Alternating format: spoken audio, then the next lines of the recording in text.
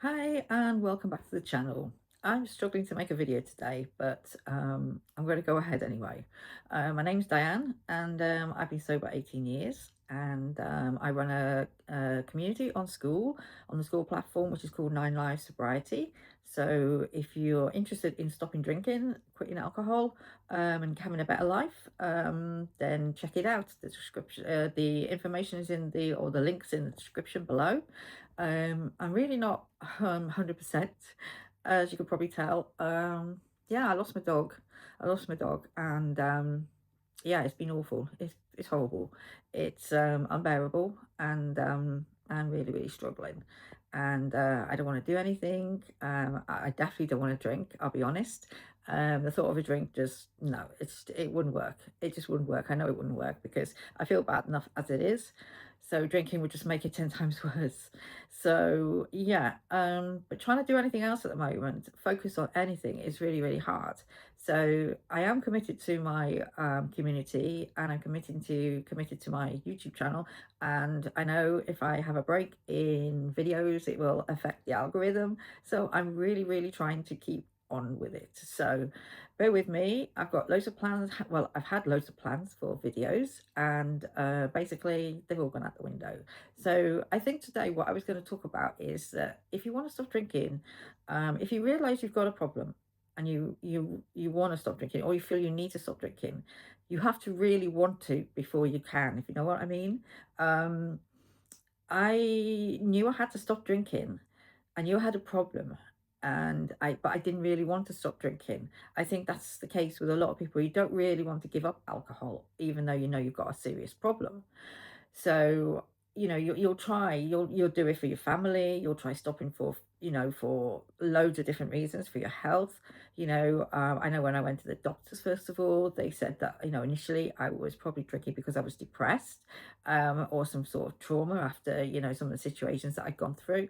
And they put me on antidepressants and said, try and cut down the drinking.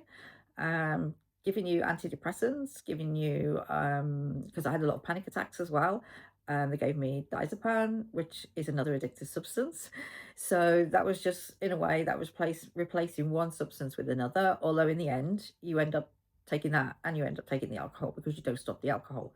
So I think the medical profession have a very funny view on alcoholism. I mean, we use the word alcohol or alcoholism, and I still use it. But at the moment, I hear a lot of people saying like alcohol dependence, you see, or um, alcohol. There's all sorts of ways of putting it. More kind of, what's the word for it?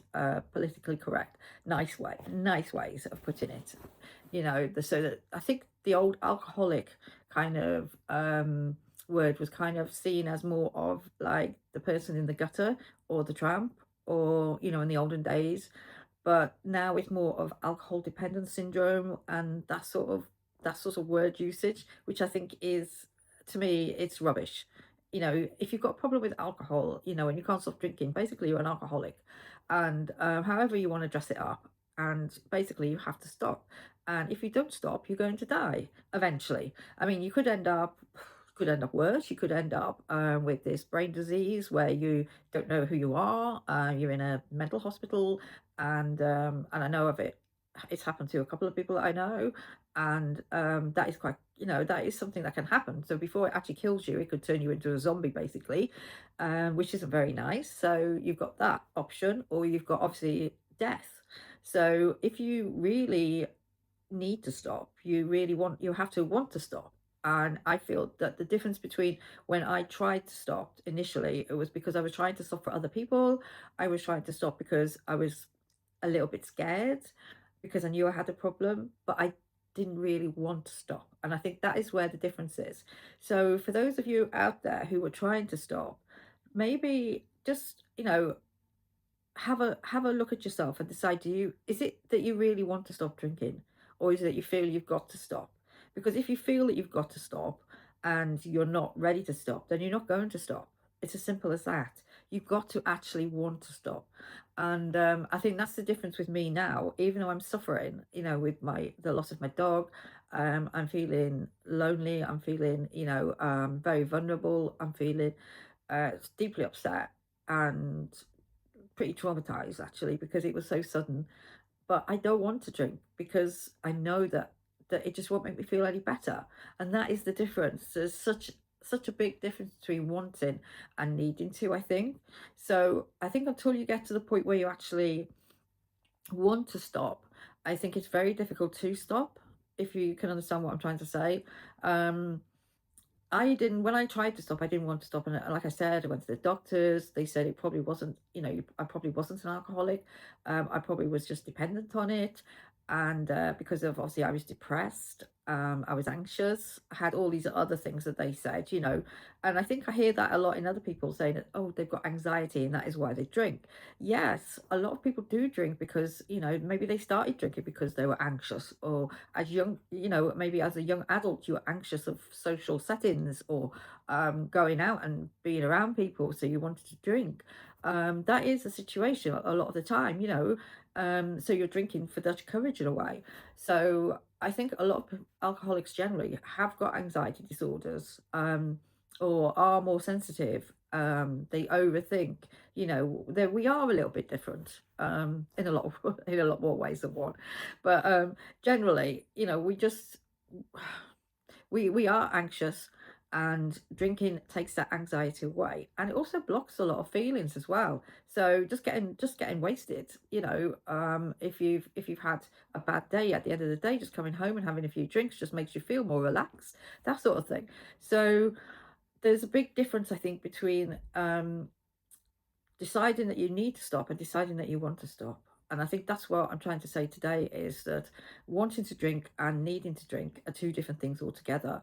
And if you're in that stage where you're maybe using an excuse that you've got anxiety or you're depressed, so that's why you're drinking. So you go to the doctor and you get maybe antidepressants or anti-anxiety tablets. You're just adding to the problem, really.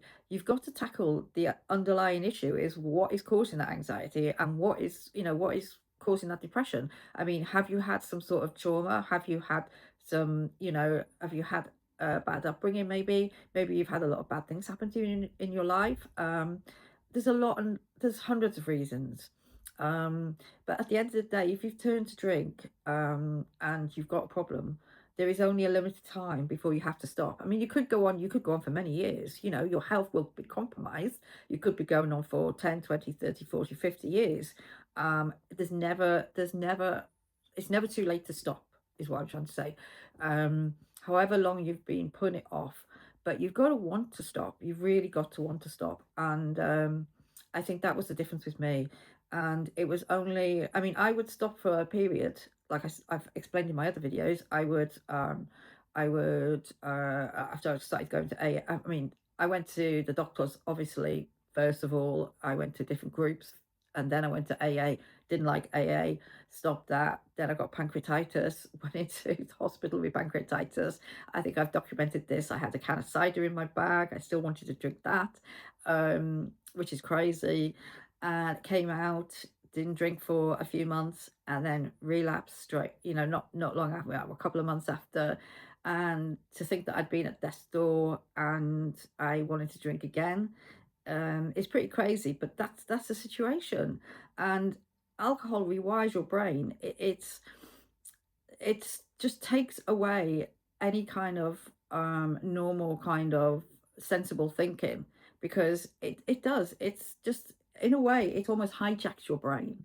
And I don't think the medical profession really understands the true. I mean, I know for a fact there are a lot of doctors who have got drink problems. In fact, the first doctor I ever saw, about my drink problem, he actually had a serious drink problem himself, and he didn't think I had a problem, obviously, because he didn't assume that he had a problem. But it was common knowledge among a lot of people that he had a drink problem. So it was quite funny, really, when you think back. But it's not. It's quite sad, actually. But yeah, a lot of doctors are under a lot of pressure, so that, I suppose, that is quite common. And then I've had various doctors afterwards, and I actually had one doctor, and I'm jumping a little bit now, but after I got sober, and this is when I in my sobriety, I would say probably about maybe 6 months to 7 months into my sobriety, I went to see a doctor about something else. and he was giving me some medication. I think it was just, I can't remember, it was some, I got some kind of, I don't know, it wasn't an illness, it was just like a cold or something. I'd got a flu or something. And he was recommending some medicine. And I said, well, as long as it hasn't got alcohol in it. And he said, oh, I wouldn't worry about that. And he said, because you're not dependent on it anymore. And I can remember thinking, what do you mean I'm not? So I actually challenged him. I said, what do you mean I'm not dependent on alcohol anymore? I'm an alcoholic.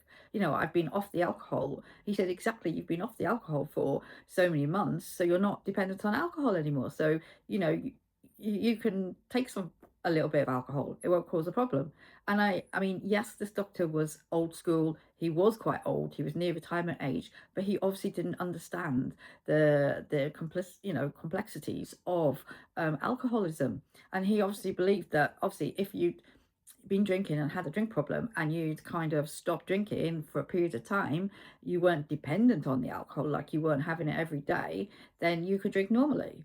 And I just thank my lucky stars that I had been in such a strict rehab, and I was in AA. And the AA groups that I were in at the time were very good, and they had drummed into us that you have to be very vigilant. And it was a good job I was, because this doctor was basically you know giving me the all clear to say, yeah, you could take something with alcohol in it. And to look back now, it is really a scary situation, because if I hadn't been so vigilant, if I wasn't so aware of my problems, then I could have easily have slipped back into it. And the slippery slope is, so you can fall so back into it so quickly. So I just want to make that people aware that sometimes the medical profession, I've got a video planned on this, and this is why I planned all this video to talk about the medical profession, and I've got it all written out and everything, but my brain is just not there. My dog is in my head, and I'm sorry I can't do what I planned. So I'm just doing a video, and I'm doing it off the cuff and talking about what I want to talk about really is that A, B, you've got to want to stop drinking, and B, please be aware of, what the medical profession, or what some doctors, they have a limited understanding. I mean, to be honest, when they go to medical school, I was told that they had literally probably a very small amount of study on alcohol research in their training. So most doctors aren't fully, unless you get a specialist addiction doctor, you probably won't, get the best advice. So always question. And this is why I do say, I keep saying go to AA, because basically AA is probably the most up to date, and they are the most informed people regarding alcoholism. Not alcohol misuse disorder and all these kind of fancy words that people like to use these days. And if you want to use those words, fair enough, use them. But at the end of the day, if you can't stop drinking, and you're functioning or not functioning, on alcohol every day, then you are an alcoholic. Alcohol misuse disorder or whatever, you're an alcoholic. And it's a fact. It just is. So you need help. You need to stop, and basically you need to understand that if you don't stop, you will die eventually, or you will, like I said, get maybe in a worse state, get into like a zombie state where you're just in a hospital and your brain is mush. And that does happen to us. It's a very small percentage. Usually you die before that, but it does. I know of two people that happened to. One was actually a sister of an alcoholic who was in AA with me, and he used to have to go and see her every so often, and it was not very nice. Let's put it that way, because there's nothing you can do for them, and they don't even know that. Maybe they're happy in their own little world, but they're just, it's just not a nice situation. So what I'm trying to say is, you've got to want to stop drinking. And I think I see a lot of videos of people, like I've said before, on YouTube, of trying to stop drinking, and they're coming up with all these different excuses about why they've relapsed again and again. And I get it, because I did relapse. I did relapse for coming up to a year. It took me about 9, 10 months before, from when I tried stopping to when I actually stopped.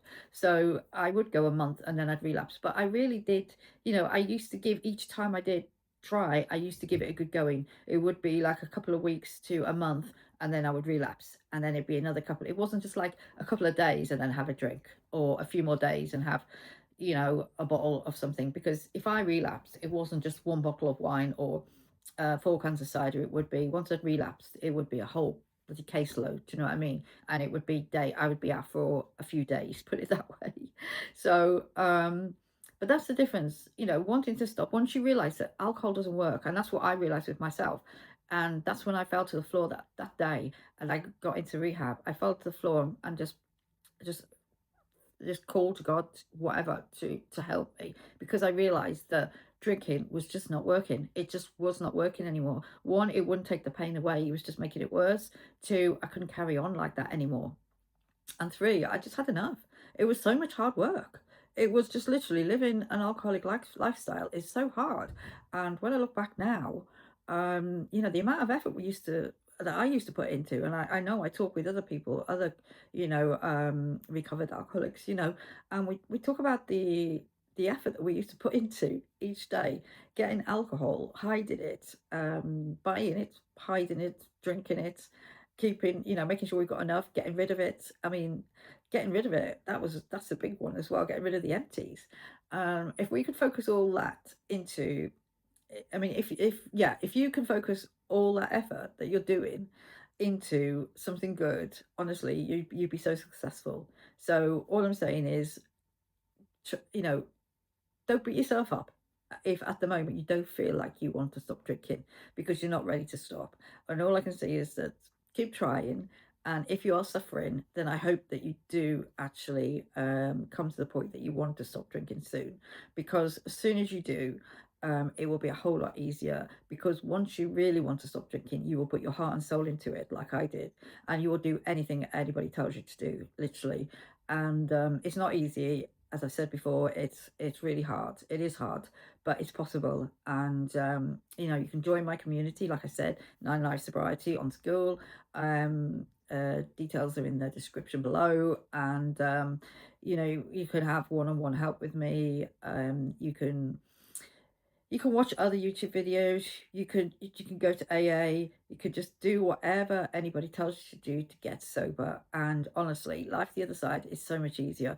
And yeah, even with all the problems of life, all the ups and downs, like I've lost family in sobriety. I've been to weddings, I've been to funerals, I've been to parties. I work in a bar, and now I've lost another dog. And I think this one is really, really hard this time. But I just don't want to drink. I really don't want to drink. I mean, I feel pretty shit. Yeah, I really do, and I'm really, really struggling. But I'm not struggling over alcohol. But I'm struggling to make YouTube videos, because I really just don't want to do anything at the moment. So I don't know what this one's going to sound like, because I've just rattled it out. Like I said, I got a plan for it. I've got my laptop, I got it all written out, but I've not followed it at all. So I apologize for that, and bear with us. And I will try and conjure up some decent content soon. So for now, I'm going to leave it there. Keep trying to stop. Honestly, it will save your life. And I wish you all the best. Okay, and speak to you soon.